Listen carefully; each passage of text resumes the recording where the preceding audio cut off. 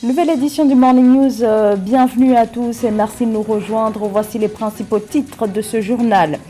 Le Sénégal sous tension depuis l'annonce du report s'inédié de l'élection présidentielle. Tentative de manifestation ce lundi devant l'Assemblée nationale à l'appel de l'opposition qui dénonce un coup d'État constitutionnel. Alors que le spectre d'une crise politique sans précédent plane sur le Sénégal, le pouvoir défend le report du scrutin du 25 février. Nous ferons le point dans ce journal.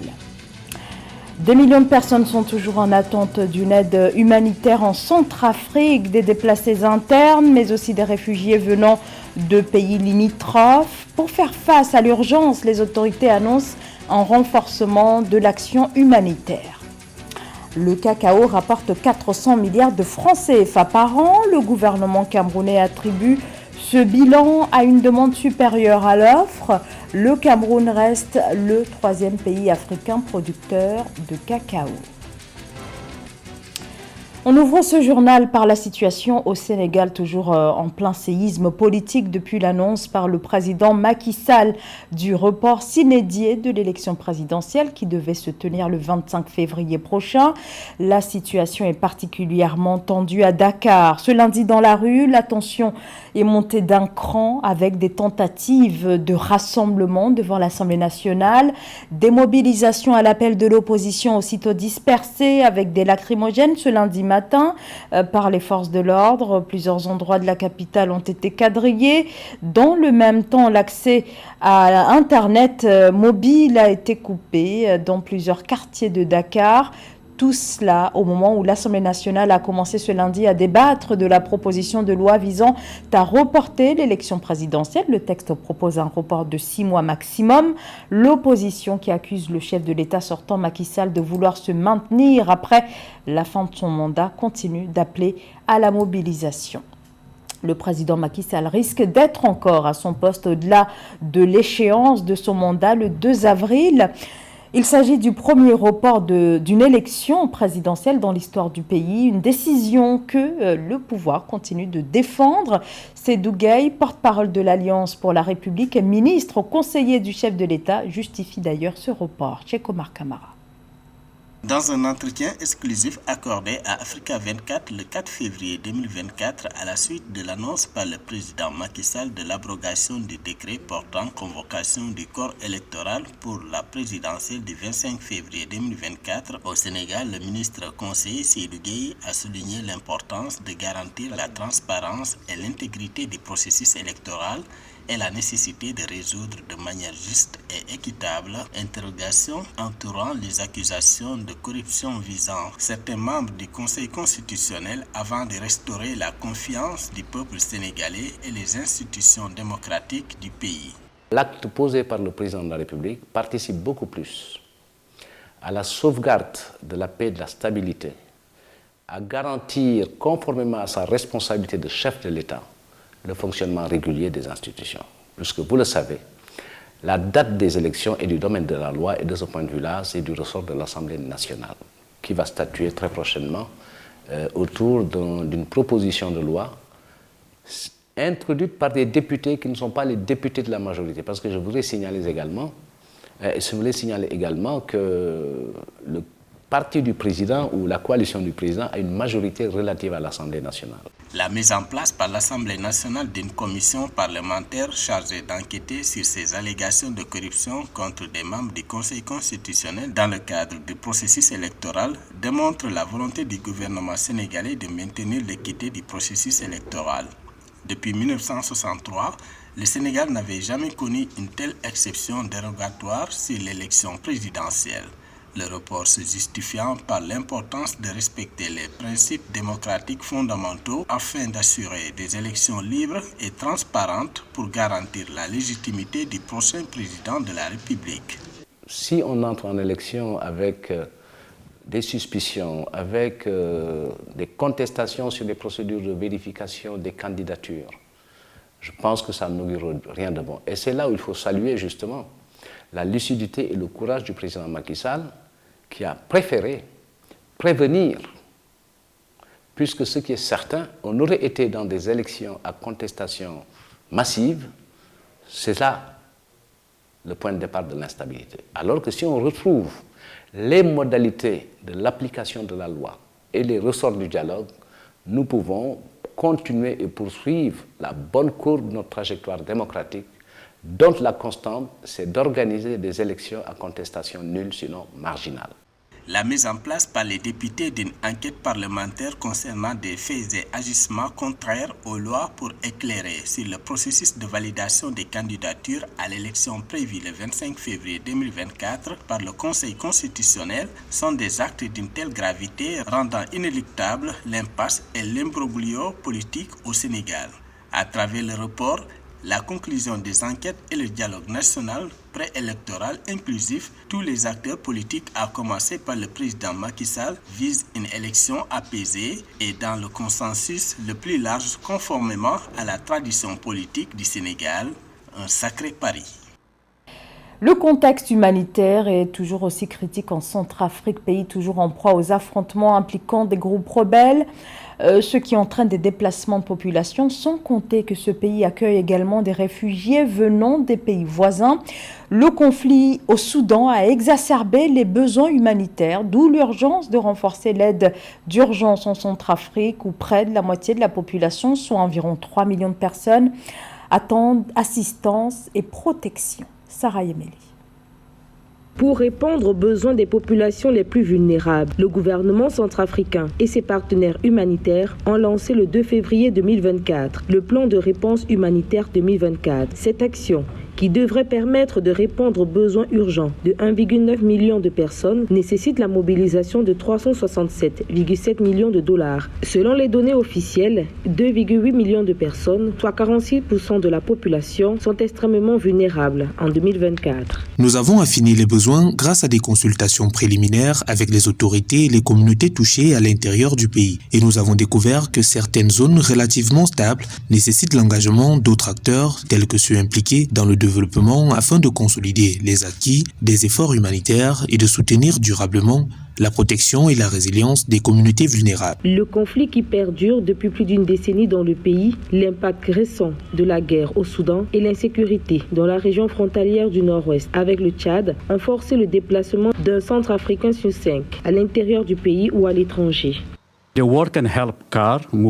monde peut aider la RCA à aller de l'avant en faisant preuve de solidarité humanitaire aujourd'hui, mais aussi en pensant à long terme, au lieu de continuer à panser les plaies comme nous l'avons fait ces dernières années.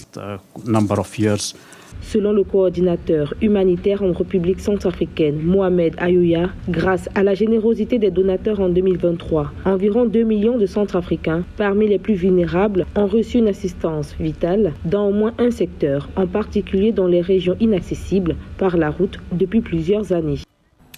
Au Soudan, après quasiment un an de guerre opposant les paramilitaires aux forces armées régulières, le bilan humain est lourd. Et à côté, il y a aussi l'impact économique de cette guerre. Des fleurons de l'économie ont fermé. Les grandes industries ont été ciblées par les bombardements, fragilisant encore un peu plus une économie soudanaise qui était déjà dans la tourmente. Face au marasme économique, le gouvernement dévoile un plan d'urgence visant à ressusciter le secteur industriel. Marie-Raphaël Antolo. Au Soudan, le ministre de l'Industrie, Mahassen Ali Yacoub, a annoncé le 2 février 2024 un plan d'urgence visant à relancer le secteur industriel du pays. Cette annonce intervient dans un contexte marqué par la paralysie de 90% des usines en raison de la guerre qui oppose l'armée soudanaise et les forces de soutien rapide. Les industries dans le pays ont fait l'objet de bombardements et de pillages répétés depuis le début du conflit qui a éclaté le 15 avril 2023. Si le Soudan veut attirer des investissements privés internationaux dans sa phase de reconstruction, il est donc important d'assainir le cadre institutionnel, le cadre réglementaire, permettant à cette structure de pouvoir faire appel à des fonds privés pour permettre à ce pays d'aller de l'avant. Et je rappelle bien que les années de gloire que le Soudan a connues, c'était à l'époque sous Béchi, et depuis l'éviction de Béchi, le Soudan est dans une position très hésitante par rapport au retour à la croissance économique et à la normalité. Le plan global du gouvernement soudanais vise à une relance du secteur industriel devrait permettre de transférer les usines endommagées de Khartoum vers des États plus sûrs et l'ouverture de nouvelles succursales des usines encore en activité à Khartoum dans les dites régions, tout en capitalisant sur les ressources et les infrastructures disponibles. La réhabilitation du secteur industriel soudanais devrait également permettre de capitaliser les avantages commerciaux préférentiels obtenus des accords bilatéraux et multilatéraux. Alors, l'une des réformes qui est attendue dans ce plan d'urgence est de procéder également à la récapitalisation de ces unités industrielles, car l'armée soudanaise détient essentiellement une grande part des tissus industriels de ce pays. Notons qu'à l'instar de l'entreprise Agar, qui a annoncé le 29 mai 2023 de suspendre toutes ses activités et investissements, des dizaines de fleurons de l'économie soudanaise ont fermé boutique, détruisant des dizaines de milliers d'emplois à travers le pays. Les transactions financières sont gelées suite au pillage des banques et aux dégâts causés aux réseaux électriques et aux télécommunications. Le Cameroun, troisième pays africain producteur de cacao, mais ces dernières années, l'intensification des bouleversements climatiques entraîne une surmortalité des plantes de cacaoyer dans les exploitations, ce qui a d'énormes conséquences chez les producteurs. Mais d'après les déclarations du gouvernement, le secteur reste globalement assez rentable pour l'État. Philomène Tine.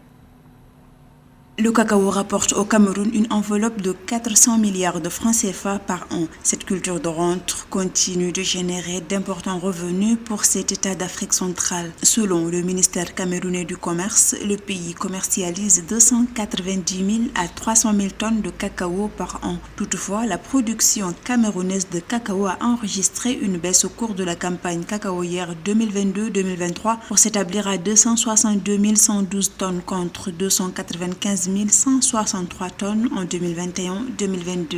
Il y a beaucoup d'efforts à faire sur la qualité du cacao produit. Et c'est cette qualité qui va élever le prix et c'est ce prix qui va faire vivre les planteurs des bassins de production. L'augmentation du prix du cacao est beaucoup plus guidée par la demande mondiale. Pour que cette demande mondiale rencontre la production nationale et arrive à augmenter le prix, il faut bien que les capacités nationales de production et la qualité du produit rencontrent les besoins du marché mondial.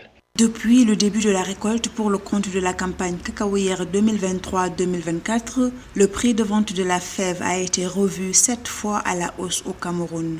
Ainsi, le dernier prix enregistré pour le kilogramme de fève hors champ en janvier 2024 est de 2730 francs CFA. Néanmoins, le gouvernement rejette l'idée selon laquelle la baisse de la production de cacao aurait contribué à l'envolée des cours du cacao au Cameroun. Ce n'est pas un débat du prix du cacao, c'est un débat de la capacité du pays à optimiser sa production agricole. La première chose devait être l'augmentation du rendement à l'hectare, l'augmentation de la production nationale, se positionner légitimement à 1 million de tonnes, pourquoi pas. Le Cameroun occupe le 4e rang mondial des producteurs de cacao derrière la Côte d'Ivoire qui enregistre 2 millions de tonnes et le Ghana avec 700 000 tonnes de cacao par an. Cependant, à noter que l'exécutif camerounais ambitionne de doubler la production de cacao du pays d'ici à 2030. Les importantes pluies survenues depuis octobre dernier ont submergé plusieurs départements du Congo-Brazzaville. Ces pluies ont provoqué des glissements de terrain qui ont emporté des habitations, notamment au nord de Brazzaville, touchées par la crue du fleuve Congo. Sur place, plus de 350 000 personnes ont besoin d'une aide humanitaire d'urgence. Reportage d'Eva Panzo. Dans le 6e arrondissement de Brazzaville, plus précisément à Talangaï, Vanel Badza revient de temps en temps solliciter le remboursement de sa garantie locative auprès de son bailleur. En décembre 2023, l'eau venant du fleuve Congo avait inondé sa maison et les parcelles environnantes, atteignant jusqu'à 40 cm. Ce débordement du fleuve Congo, qui a contraint la créatrice de mode à déménager, a occasionné de nombreux dégâts matériels. On a subi débordement du fleuve et puis il y avait des fortes pluies qui tombaient dans le mois de novembre-décembre. Et du coup, ici, tout était inondé par l'eau. Et pour sortir, il y avait même des pirogues. Même là, si on va là, vous allez voir, il y a des pirogues. Et jusqu'à présent, je suis toujours sinistrée parce que mon logeur ne m'a pas encore remis la caution. À Brazzaville, comme dans 8 autres départements du pays, plus de 350 000 victimes de ces inondations causées par la crue spectaculaire du fleuve Congo sont en attente d'une aide humanitaire. Vanel, qui a ébloui le public lors de la dernière Fashion Week de Brazzaville en 2023 avec ses créations, doit désormais tout recommencer. C'est fort de cette situation qu'elle demande une indemnisation pour compenser sa marchandise perdue. C'est pas facile le travail de l'artisanat, tout est parti dans l'eau. Ça, c'est ce qui était parti gaspillé. Tout est dans l'eau, tout est gaspillé. S'il vous plaît, en commençant par le président de la République, la première dame et le reste qui suit, aidez-moi, je fais l'appel, aidez-moi, n'importe qui peut nous aider pour recommencer mes confections en fait. Mère de 2 garçons, Vanel a déplacé le reste de ses affaires dans une église du quartier en attendant de trouver un nouveau loyer. En janvier 2024, l'Union européenne et les États-Unis ont octroyé à la République du Congo des enveloppes de 131 millions de francs CFA et environ 300 millions de francs CFA afin d'aider le pays à prendre en charge une partie des populations déplacées. C'était le journal de la rédaction. Merci à vous tous de nous avoir suivis. Restez avec nous sur Africa 24. L'actualité continue.